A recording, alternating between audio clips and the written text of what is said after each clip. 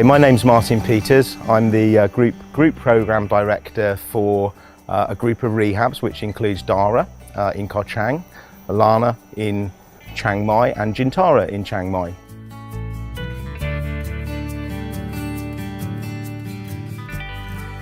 Well, Dara, Thailand, as I've previously said, it's a special place for me, and I think we have a wonderful program here in a fantastic setting. I don't think there's many places that have the great sea views that we have. I'm actually sat here at the moment.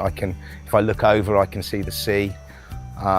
We have beautiful national park and a fantastic facility. A good gym, beautiful swimming pool, well-equipped group rooms, counselling rooms, a nice restaurant area, and the accommodation is also of a really good standard, single room occupancy. I think clients that want to travel for rehab, and especially when they want to come to Thailand, what they really want is a single room. And I understand what that is, and that's why I firmly believe that single room occupancy is what people want, and that's what we deliver here.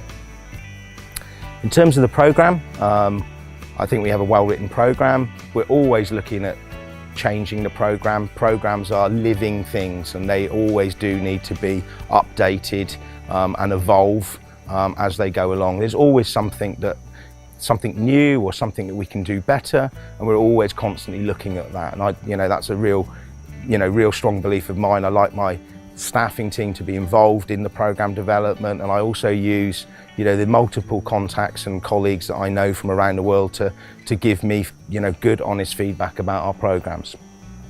We have a good staff team, and our staff team is from worldwide. We have people from the UK, the US, and also some people from the Philippines and Australia. So I think having a nice mix of staff from different nationalities is really helpful.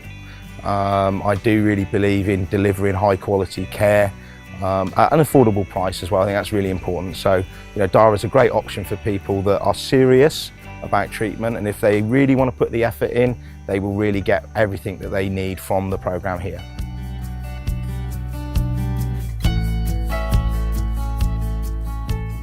I think even in the last 10 years, I've probably worked with over 2,500 clients. So, and over the last 27 years, probably I have no idea how many.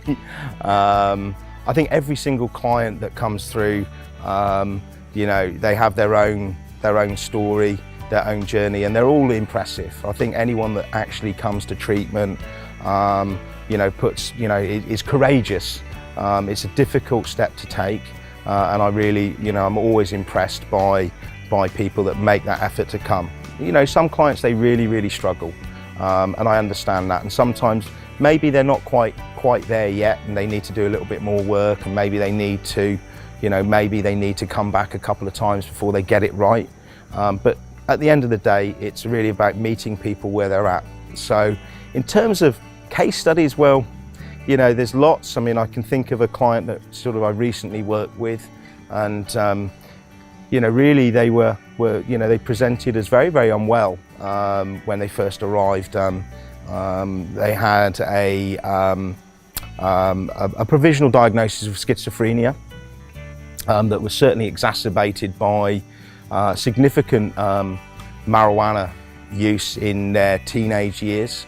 And they'd reached the age of 21. They'd really struggled to function within life, had not really completed school studies, had done a few jobs, had really dropped in and out of society, and they were really very unwell. They were still experiencing psychotic episodes, hearing voices, and was quite paranoid. And working with that client, and a number of us were working with that client because they were quite complex, and really it was around about doing the really deep psychotherapy work, CBT work, around about managing the voices, but also around actually getting the person to be able to trust the system and actually become open to taking medication, which was really helpful for that person. And it took some time, and that client stayed with us for 5 months. And they needed to be there for 5 months, and they did a lot of work on that. They managed to, to get onto their medication. They managed to participate in group therapy, which initially was very difficult. And they were, the voices reduced. They were able to function at a much better level. Their quality of life improved, and they went back to where, back to Australia, and have done really well since then. They've managed to, continue on their medication, continue to engage in working with therapy, continue to stay in touch with our therapy staff. So, people that sometimes are written off really early, and people say, they're never going to do anything. They can, and sometimes they just need a chance, a stop, a break, something to get away from, the chaos of their life, and, come into either Lana or Dara or Jintara. It's a great opportunity where people can refocus on their life.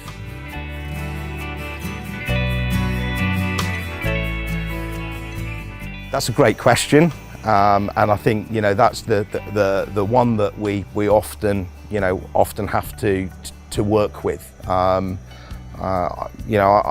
as well as being the program director, I do take a lot of the initial calls that clients. That clients, when they initially call in, or when the family are sometimes calling in about them, and really sometimes it's very difficult. They're not too sure, they're not really, maybe they don't feel they're ready, they don't necessarily think rehab is what they need, and sometimes they don't even believe that what we say we have is real. I think that's part of the thing. People are a little bit suspicious sometimes about travelling overseas, and what are we going to get? Well, we're licensed facilities. All of our facilities are licensed by the Thai Ministry of Health. We work to international standards. And my part, if I'm speaking to a client that's struggling, is to meet them where they're at. I can't sell something that they don't want. That's not my job. My part is about is trying to engage them to a point where they are ready to come to treatment. And sometimes it takes me 6 months that I'm working with a client before they come to treatment. Sometimes clients really do need, a push, because the situation is getting out of hand. It is very chaotic, and the family are really concerned. And sometimes what happens then is that I have some great colleagues that I've worked with over many years. People like Roland and George and John and Charlie. These are guys that I've known for many years, and they're interventionists. And we sometimes pick up the phone, we speak to the interventionist, we get the family together, and the interventionist goes in and basically does what we call an intervention and helps the family get their loved one into treatment. That's a little bit more, that's a little bit more direct, but sometimes it is a necessity because of the situation. So, the first thing, pick up the phone, and then let's see what we can do. Most of the time, we can help person get to where they need to be, but it might take a little bit of time.